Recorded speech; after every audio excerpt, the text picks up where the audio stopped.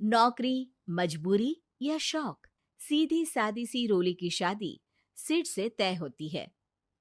शादी के बाद तुम नौकरी करना चाहोगी? नहीं नहीं, बिल्कुल नहीं। वैसे मैं ये नहीं कहती कि नौकरी करना ठीक नहीं है, लेकिन पर्सनली मैं ये सोचती हूँ कि मैं गृहिणी बनूंगी। हाँ हाँ, क्यों नहीं।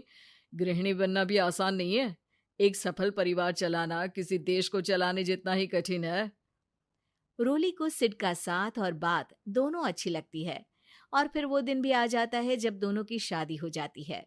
शादी के बाद ये क्या, सारा दिन किचन कपड़े और चार दीवारों के आगे पीछे घूमती रहती है। जा बाहर निकल कर देख, कितनी स्मार्ट लगती हैं वो औरतें जो नौकरी करती है। हाँ, अच्छी तो लगती है सासू माँ, लेकिन मैं नौकरी नहीं कर सकती। मेरा मन घर के कामों में ही लगता है। अरे मेरी बेटी तो कमाती है, अपने को फिट भी रखती है और सास को भी खूब शॉपिंग करवाती है। अच्छी बात है ना सासू माँ।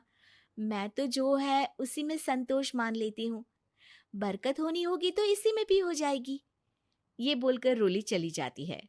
एक दिन सास की सहेली घर आती है, जहाँ रोली उन्हें चाय के साथ कई तरह के पकवान बनाकर खिलाती है। अरे वाह, तेरी बहू तो बहुत गुणी है। कितना सब बनाकर ले आई। मेरी वाली तो ऑफिस से आकर 2 रोटी ही सेक दे तो समझो एहसान कर दिया। अरे ऐसा ना बोल। तेरे घर में 2 कार, 4 मंजिला मकान, और तेरे लिए जो वो अपने पैसे से साड़ी लाती है वो भी तो कितनी कीमती होती है। अरे मेरी वाली तो बस सारा दिन इन्हीं 2 कमरों को ताजमहल बनाने में लगी रहती है। सहेली चली जाती है। कुछ समय बाद रोली को एक सुंदर सी बेटी होती है। अरे क्या सारा दिन उस बच्चे में लगी रहती है। माँ, मुझे ना 1 मिनट भी छोड़ने का मन नहीं करता। देखिए ना, कितनी प्यारी है। मैं ना इस हर पल को एंजॉय करना चाहती हूँ। अरे हाँ हाँ, हमने भी बच्चे पाले हैं। हम भी जानते हैं कि कितने प्यारे होते हैं, और अपने बच्चे को बढ़ता हुआ देखना कितना अच्छा लगता है। लेकिन एक दिन अचानक और रोली, एक बहुत बड़ी घटना हो गई। एक शॉर्ट सर्किट से पूरी दुकान जल गई। ओह, अब अब क्या कुछ समझ में नहीं आ रहा कि कैसे घर चलेगा।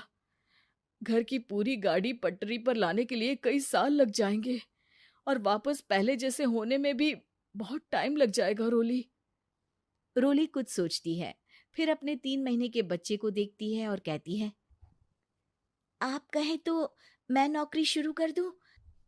माँ मुन्नी को देख लेगी, फिर शाम को तो मैं घर आ ही जाऊंगी। सिड कुछ कहता उससे पहले ही उसकी सास वहां आ जाती है। अरे हाँ हाँ, अब भी तुझे नौकरी करने के लिए पूछना होगा। अरे घर पर इतनी बड़ी विपदा आ गई है, तू है कि बच्चे का मुंह देख रही है। अरे क्या मुझ पर भरोसा नहीं है? अरे नहीं नहीं माँ जी, ऐसा क्यों बोल रही हैं आप? फिर क्या था, सिड से पूछकर 3 महीने की बच्ची को रोली सास के पास छोड़कर चली जाती है। शाम को ऑफिस से आने पर अरे सारा दिन इसने तो चैन नहीं लेने दिया, बस गोदी में ले लेकर घूमती रही। हाथ दर्द हो रहा है। बहू को बहुत गिल्ट फील होता है, लेकिन जब वो घर की हालत देखती है तो चुप रह जाती है। ऑफिस में सहेली कहती है, अरे रोली, तेरी तो बच्ची छोटी है ना, कैसे मैनेज करती है? कैसे मतलब? घर पर रहती है वो अपनी दादी के साथ। ओ यार, कितनी अच्छी है तेरी सास। मेरी सास को जब पता चला कि मैं नौकरी ज्वाइन करने की सोच रही हूँ, वो तो सीधे अमेरिका चली गई मेरी ननद के पास। अच्छा, फिर तू कैसे मैनेज करती है? अरे मैंने तो फुल टाइम मेड रख ली है। ओहो, वो तो बड़ी महंगी होगी ना? हाँ यार, लेकिन कमाई भी तो हो रही है ना। यार, मैं तो कभी अपना बच्चा इनके मम्मी पापा के पास ना छोड़ू। प्यार दुलार में खराब कर देते हैं ये दादा दादी बच्चे को। नहीं नहीं, मुझे अपनी सास पर पूरा विश्वास है।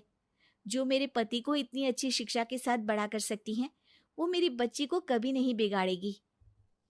खैर, रोली की इस सोच से उलट पड़ोसियों के बीच हाथ में बच्ची पकड़े रोली की सास कहती है, अरे क्या बताऊं, सारा दिन बहू बाहर रहती है। पहले अपने बच्चे पालो, फिर बच्चों के बच्चे। अरे अपना जीवन तो कुछ रहा ही नहीं। अरे नहाने भी जाती हूं ना तो इसे साथ रखती हूँ, कल को कहीं गिर गई या चोट लग गई तो बहू तो हमारी खाल उखाड़ लेगी ना। अरे ऐसा भी क्या डरना बहू से, नौकरी थोड़ी की है उसकी। अब क्या बताऊं, पढ़ी लिखी लड़कियां हैं आजकल की। चलो चलती हूँ, सब्जी बनाने का वक्त हो गया है। बच्चे आएंगे तो खाना तो बना मिले। सास ये बोलकर वहां से चली जाती है कि तभी रोली ऑफिस से घर पहुंचती है। बाहर पड़ोसियों को देखकर, नमस्ते आंटी जी, कैसी हैं आप? अरे बहुत अच्छी हूँ, लेकिन तेरी किस्मत तो सबसे अच्छी है। क्या सास पाई है, मोती दान किए होंगे तूने। तेरा बच्चा भी देखती है, खाना भी बनाती है। बेचारी बहुत काम करती है तेरी सास। हाँ आंटी, सही बोल रही हैं आप।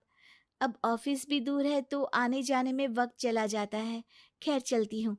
हाँ हाँ बेटा जाओ, गर्मा गर्म खाना खाओ। रोली घर आती है, जहाँ सास एक बार फिर छोटी सी मुन्नी की शरारतें गिनाने में लग जाती है।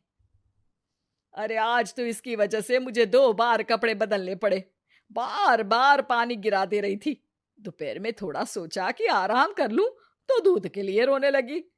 हाय, मैं तो परेशान ही हो गई।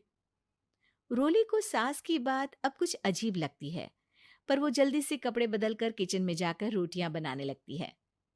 सारा महीना काम करने के बाद रोली को सैलरी मिलती है।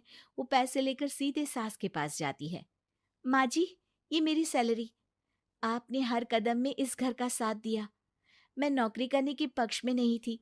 मैं तो अपने बच्चे को बढ़ता देखना चाहती थी। मैं थोड़े में भी खुशी थी। कभी मैंने आपको किचन में पैर नहीं रखने दिया था। घर की मुसीबत नहीं आती तो मैं कभी इन जिम्मेदारियों को आप पर पड़ने नहीं देती। अब सास समझ चुकी थी कि उसकी गलती कहाँ है। हाथ में पैसे देकर कहती है, मैं पढ़ी लिखी नहीं थी तो पति ने भी कभी पैसे हाथ में नहीं रखे। बेटे ने भी गल्ला संभाला, लेकिन तूने मुझे समझा। ये मेरा सम्मान है कि एक बहू होकर तूने पूरी सैलरी मेरे हाथ में रखी बेटा।